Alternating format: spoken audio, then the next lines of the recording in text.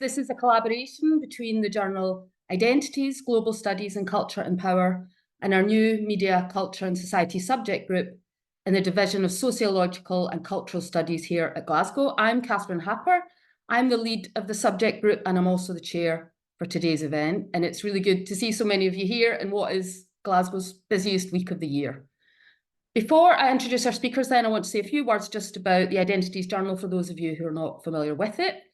Identities is an interdisciplinary journal. It explores the formation and transformation of racial, ethnic, national, transnational and post-colonial identities in the contemporary world.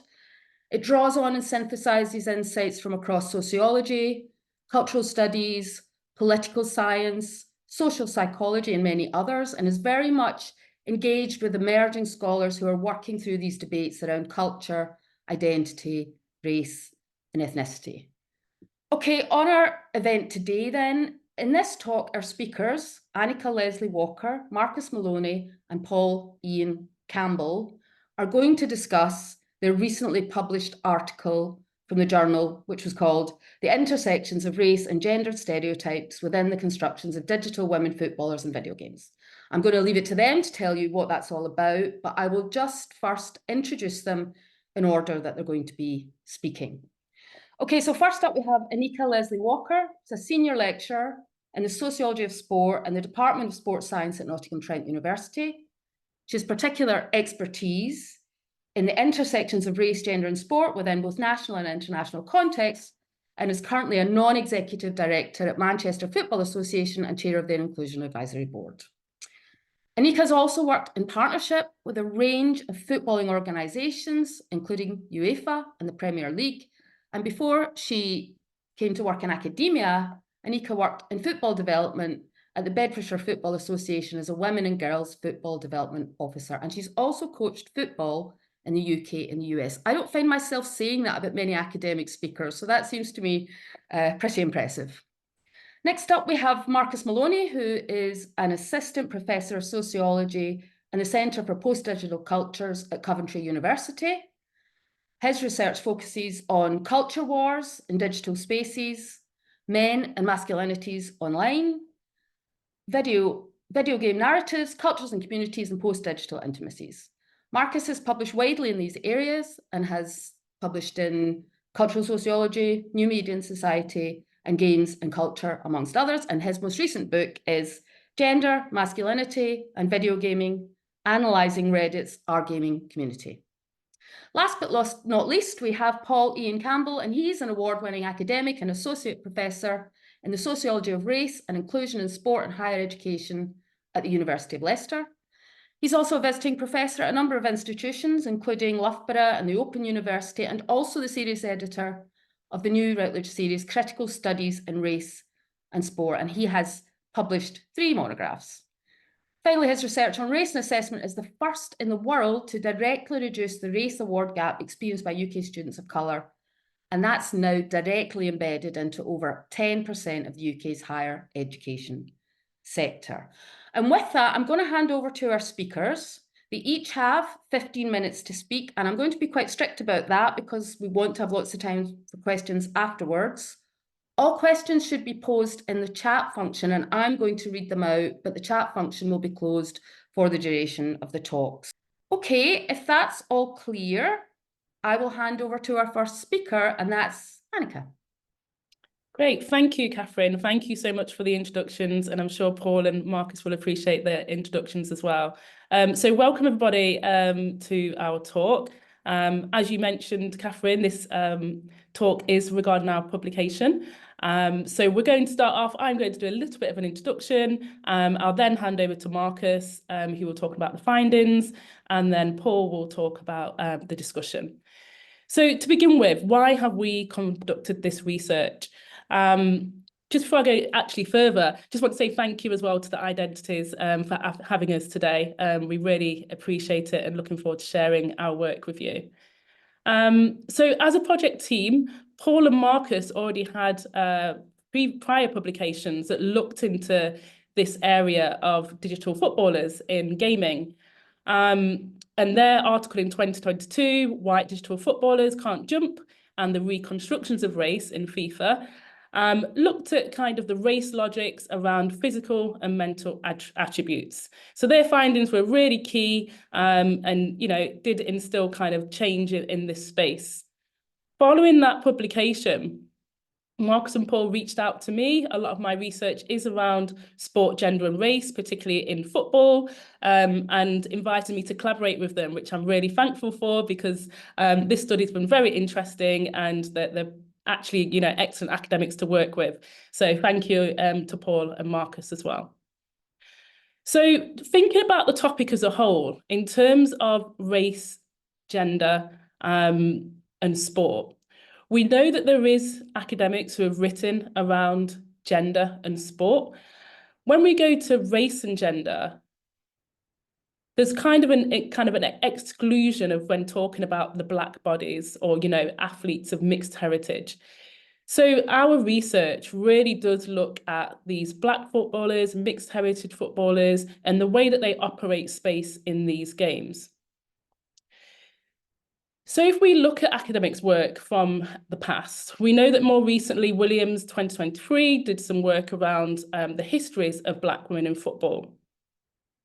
Rankin-Wright and Norman and Clarkson et al. Did some work around Black female coaches. Work that I've published in the past looked at Black women in fandom, particularly in the Women's Super League.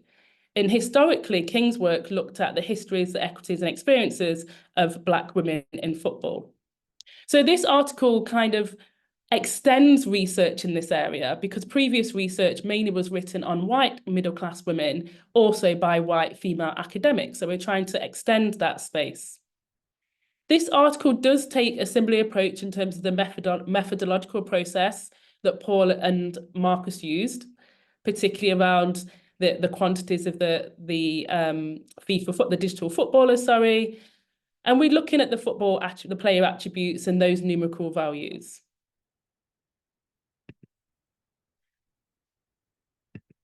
So just to begin, why FIFA? Why the video game? As you can see, there's some play here for those that may not be too familiar with FIFA. And on the left-hand side at the top, you can see the player attributes and the rankings that come with that, in which our publication explored further.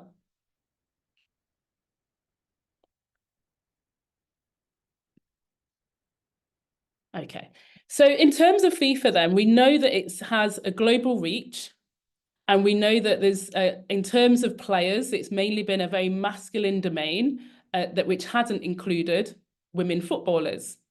However, in 22, we did have that acceptance of the top 100 women football players. And that's why actually this research is really key to exploring and extending the work of Marcus and others who have done work around digital male footballers. So our particular research captured 75 players. There was exempt of some football players who may have been goalkeepers, or actually their identity was unclear.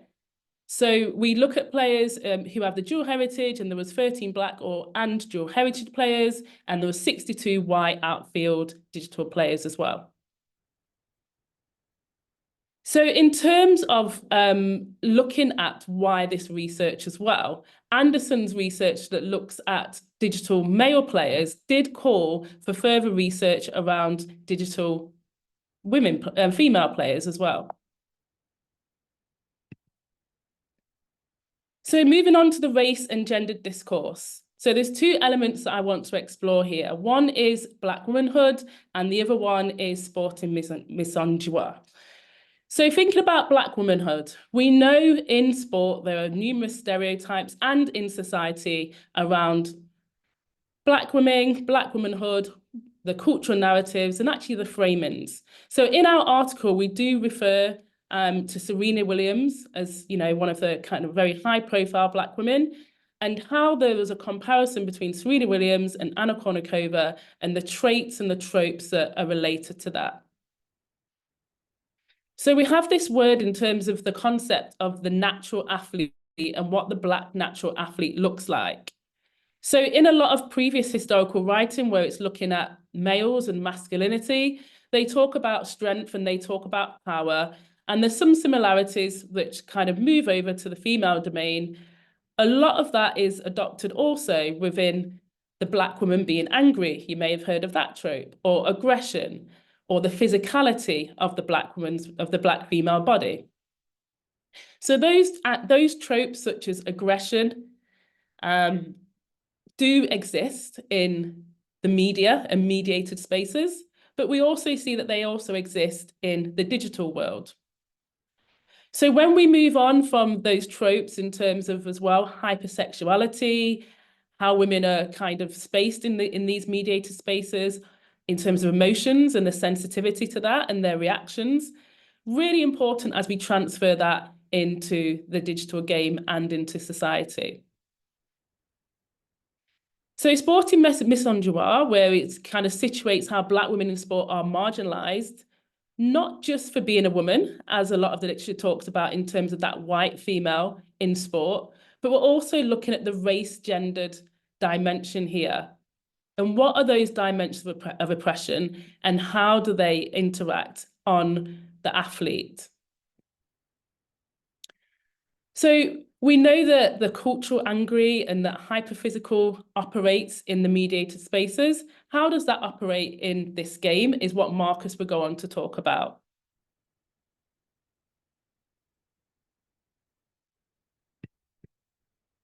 So just to bring this section to a close, just want to reiterate the research questions.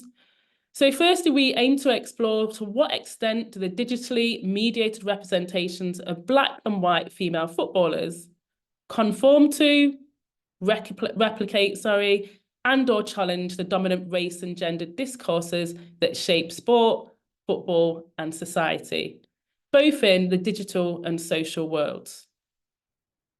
Secondly, how do these digital constructions of women in sport contribute to how people think about Black and white women in certain and very different ways?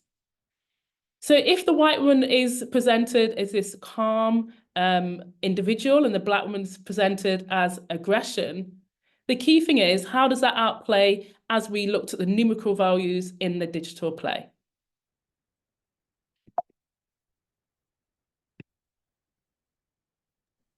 So Marcus, if I could pass over to you here, thank you. All right. Cool.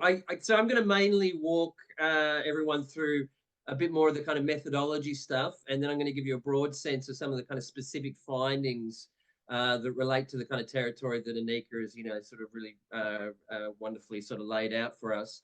I'll just sort of start, if you could sort of, yeah, that's it. I'll just start by just extending out from what you were talking about with just a bit more sort of digital theory and kind of game studies sort of context.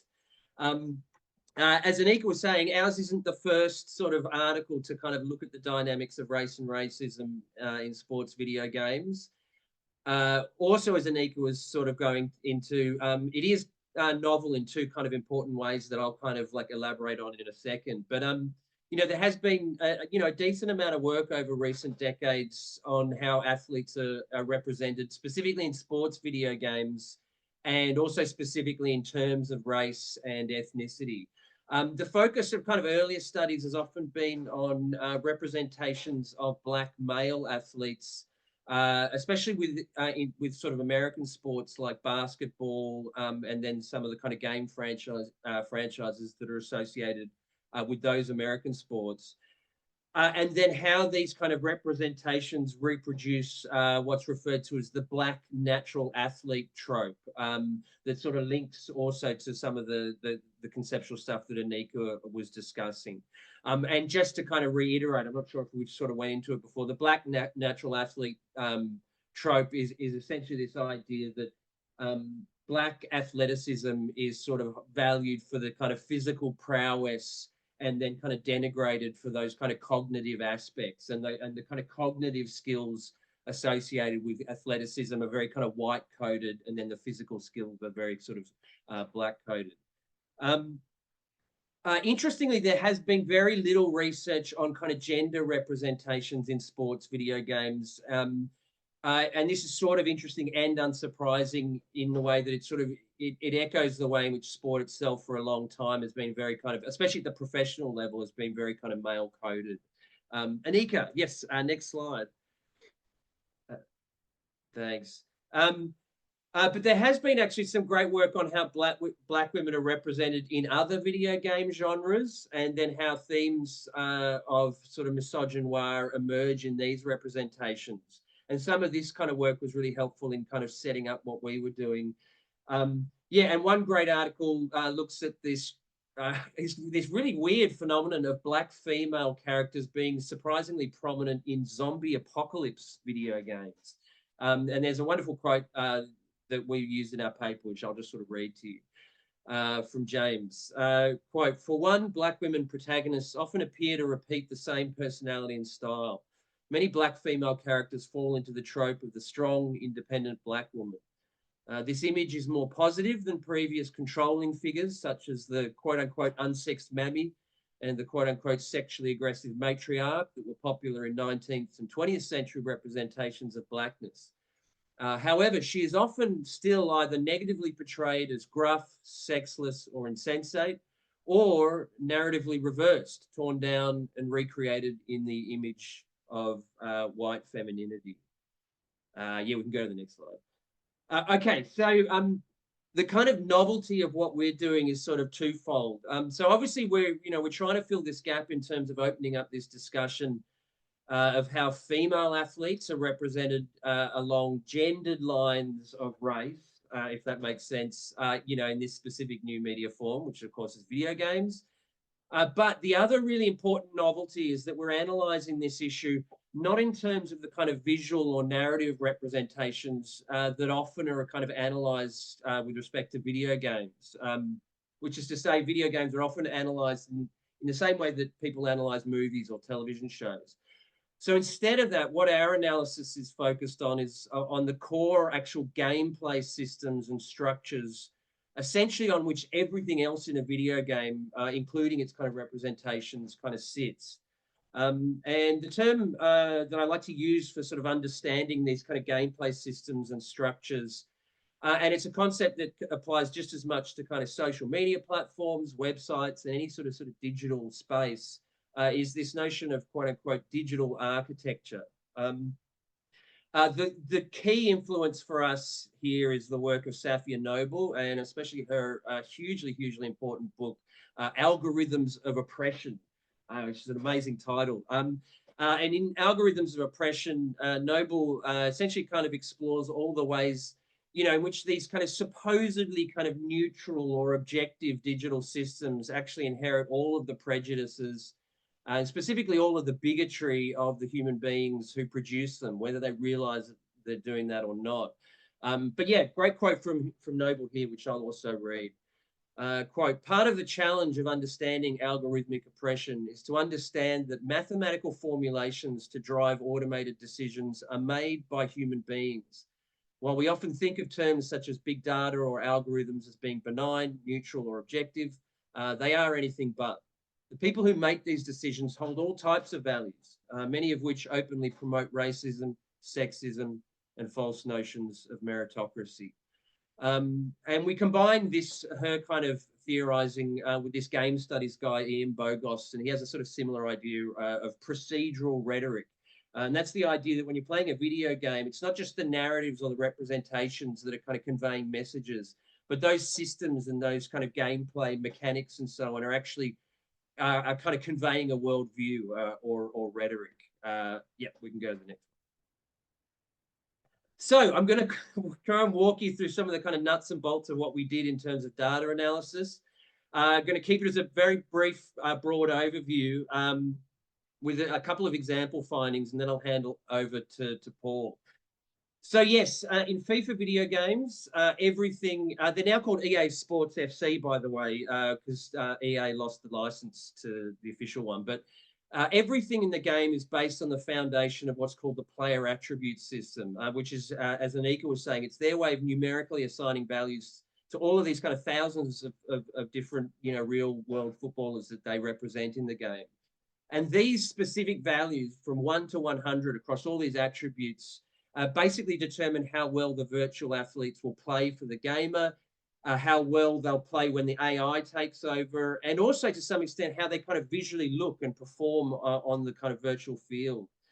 And the first really important thing to say about this system, and it's in exactly the same way that Noble's kind of theorizing helps us understand, this is a way of kind of quantifying athletic bodies and performance that they very much sell as this kind of super objective and scientific thing. But in fact, it's actually a product of this deeply, deeply subjective and very kind of sort of mysterious and undisclosed kind of committee style process where you have the game designers inviting like sort of football commentators and fans and stuff in together, and they all kind of decide on, what numerical value to give, these players and all these attributes.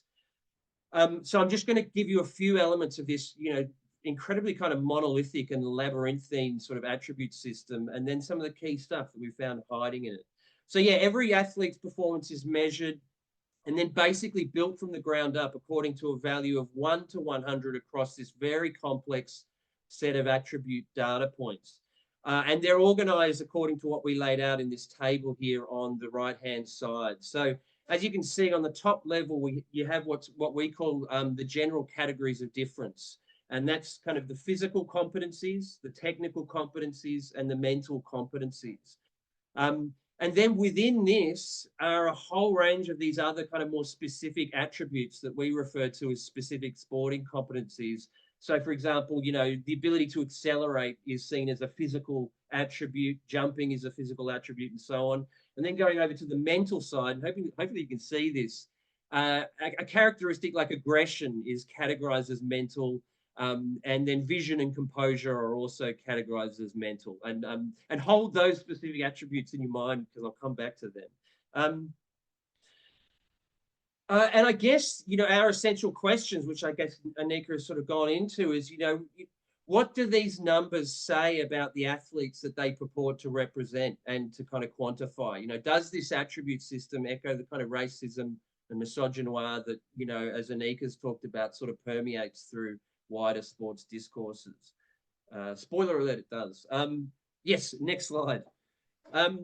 So yes, what does this all break down to, numerically speaking? So this second table, weirdly titled Table 1 because of the ordering of the article, this shows the aggregate scores for the 3 broader competencies among the black and white female players. So, cohorts in the top 100. So physical average, the technical average, and the mental average.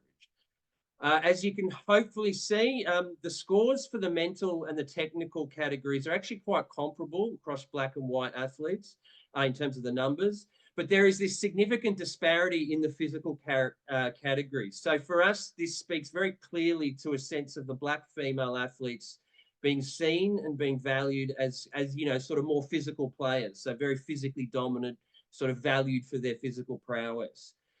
So this in isolation, this disparity in the physical competency obviously confirms just one important dimension of the kind of broader black natural athlete trope in how these footballers are being quantified, these female footballers are being quantified. And again, it's really important to remember these numbers are determined by this very kind of opaque, committee process, what our sociologists would call a process of social construction.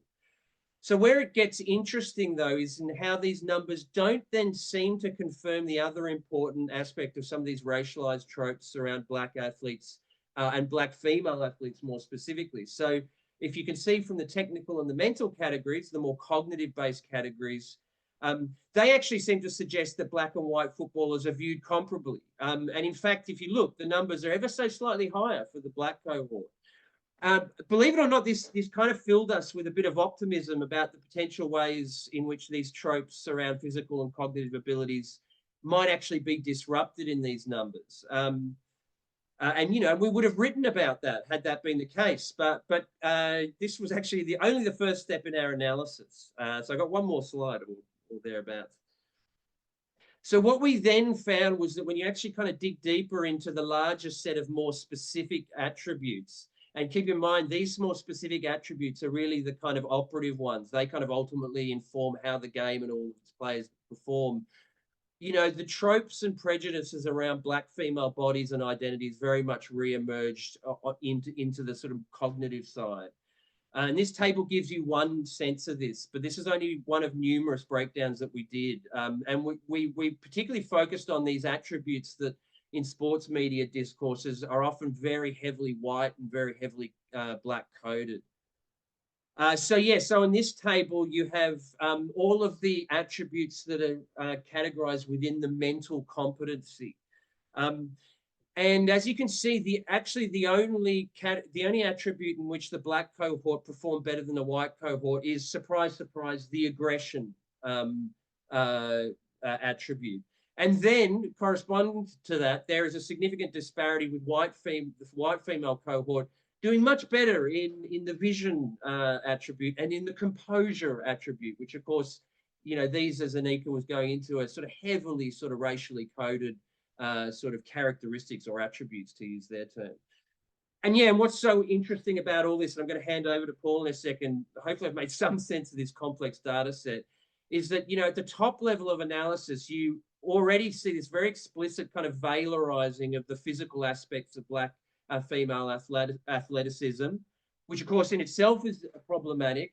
But then you have to actually dig deeper into the numbers to see this kind of accompanying denigration of black female athletics sort of cognitive skills. Over to Paul.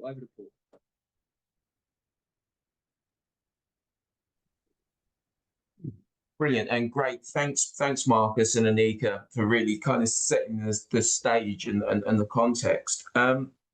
So I suppose then what Marcus and Anika have shown us is that football video games contribute to what we might think of as what Patricia Hill-Collins would describe as a broader pattern or a longer history of those who are in power, the hegemon, exercising power by manipulating ideas about black womanhood, by exploiting already existing symbols or creating new ones about race and gender.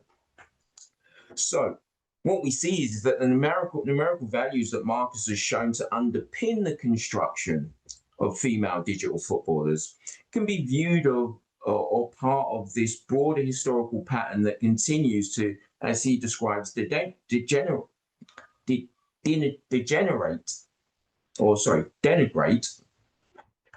black women along the axes of both anti-blackness and gender deviancy, what Anika described as a sporting misogynoir. And so what I want this, what this reminds us of, and also I think is really important to reiterate, is as Razak's and Joseph's assertion that mediated images of the black sportswoman are always framed at the intersections of both anti-black and anti-feminine discourse. That it makes no sense to almost try to understand the experience along either axis without understanding it as this kind of overlapping experience.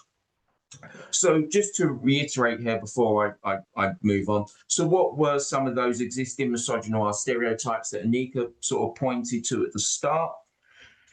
Well, within almost all areas of their lives and their realities, black women are depicted as, or black sportswomen are depicted, black women in the broader context are depicted as physically and sexually deviant, with effeminate man-like muscular bodies, and also that black women are angry, and that is a long and persistent trope. So put simply, generally within media and society, black women continue to be frequently represented and framed as women who are inherently aggressive, stern, masculine, and who lack emotional sensitivity. So then, Anika, if you, thank you. So then clearly the race and gendered myths more broadly and in sport, that sportswomen are physically deviant and their emotional potential and limitations, the contrast between emotional potential and limitations of white and black women respectively, were clearly represented in the numerical aggregates that we've just spoken about. So, Marcus spoke about the kind of cognitive abilities and emotion. Before we get there, what we also saw was at the kind of headline level, there was very few there was a kind of marginal difference between the overall scores for physicality and also technicality. But what we saw was when we broke them down into those individual categories, in almost all cases, white women won out in the aggregate scores for technical competencies, and black women, although there was a more even distinct, so there was 8 physical categories, black women won 4, white women won 4, but the disparities between, or the gap in the physical categories where black women won out was much more significant than white women. So we saw that play out in regards to physicality and technicality, which align with that natural athlete discourse. With regards to this kind of emotional dimension along which black women are also denigrated, we saw that basically, as Marcus indicated, that white women scored pretty much outscored black women in relation to all areas of kind of emotion and cognition, such as mental and other areas, but particularly in regards to vision and composure, as Marcus outlined. But it's interesting to talk about how the game describes what vision and composure are. Vision, according to the game, is the ability to understand spatial awareness, and composure is quite literally to be calm and in control of their frustration during the match. So ultimately then, what it tells us is that white women here are in effect able to control their emotions. And as Marcus pointed out, that actually the only area where black women outscored here was aggression. So what can we take from kind of what can we take from this kind of these patterns? So what it tells us is that within digital sports worlds, within this digital world of football, white female footballers are represented and constructed as women who can quite literally control their emotions, and black women are represented and constructed as being hyperphysical and ultimately emotionally unstable, a short circuit term for angry. Likewise, black and white women footballers' emotional and artificial intelligence are important, are not only framed in this way, but these gendered bodies quite literally embody and play out these myths within the gameplay. That actually, when you physically control them, or the way in which AI moves them around the pitch, they actually feel different. Thanks, Anika. So just really then to kind of extrapolate one conclusion out of this that we thought was particularly pertinent. We must always be mindful, or let me rephrase that. In most instances, we must always be mindful that most spaces of media are always a site of both race hegemony and counter hegemony. And so what do I mean about this with regards to black sportswomen? So if we look at the image there of Eni Aluku, the right-hand image is of her, mediated images of her as a footballer, as an athlete. Most of the representations of her are usually kind of powerful, aggressive, but also a lot of the discourse around her is being quite difficult, or what is often labelled black women and black people more broadly as uppity and angry, particularly when you see many of the kind of discourse of the legacy media that's written about her. But but social media and her own media platforms have allowed her to present herself as she's also she was a technical director at Aston Villa and Juventus. She's also a highly qualified and degree qualified individual, and she's extremely articulate and a very competent commentator. But she's enabled to kind of write these new scripts, these kinds of alternative scripts that enable her to resist these dominant discourses in legacy media. But what's interesting here is that in digital worlds, or in this digital game, there is no room for resistance. There is no room for counter-hegemony. In the game, what we see is that in FIFA, both sets of digital players actually act as markers, or what we might think of as boundary setters, for gamers to know and see race and whiteness and gender normalcy. In this sense, then, it reminds us that sports video games are what Everett and Watkins describe as racialized pedagogical zones, where gamers are taught not only entrenched ideologies of race and racism, but they're also places where gamers, where their skills development are often tied to specific gameplays that are defined by familiar racial and ethnic stereotypes, particularly in those games that kind of Marcus described, those other sports games, but also in other games that we might think of, like Grand Theft Auto and other games, where they learn, the gameplay plays out these kinds of race myths. So then, to kind of bring this all together, FIFA 22 and SVGs and sports video games, more broadly, are spaces where Black female bodies are often stripped of these opportunities for agency and for resistance available elsewhere. There is not the space for this counter-hegemony. They ultimately offer us, or the gamers, only one script of reading race.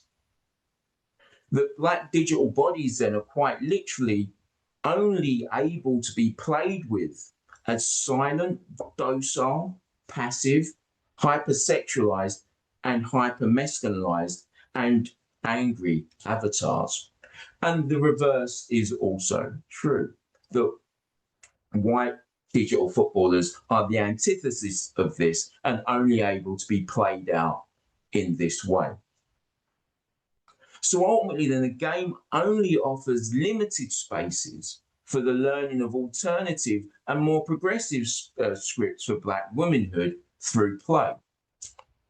So ultimately, then, I think the final point then to finish with is that FIFA 22 is a game, and SVGs more broadly, is a place where gamers are only allowed to gaze upon and play against or play as Black digital women just on these limited racialized and gendered terms. And I'll pause there. Thank you.